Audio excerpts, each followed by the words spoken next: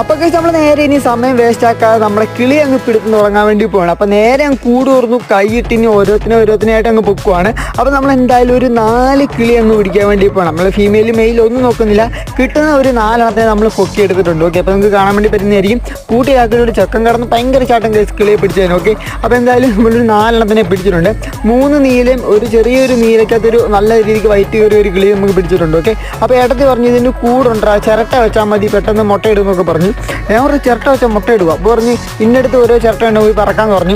പിന്നെ ഒന്നും നോക്കിയില്ല ഗൈസ്, ഞാനും ഏട്ടത്തിയും കൂടെ നേരെ ആ ഒരു തെങ്ങിൻ്റെ ചോട്ടിലോട്ട് പോയിട്ടുണ്ട്. അപ്പോൾ ഏട്ടത്തി പറഞ്ഞ തെങ്ങെന്ന് പറഞ്ഞിട്ട് ഇതാണ് ഗൈസ് ആ ഒരു തെങ്ങ്. അപ്പോൾ ഇതിൻ്റെ ചോട്ടിലാണ് ഗൈസ് തേങ്ങയൊക്കെ കിടക്കുന്നത്. ഓക്കെ, അപ്പോൾ അതിൻ്റെ ചോട്ടി കാണാൻ വേണ്ടി പറ്റുന്നതായിരിക്കും.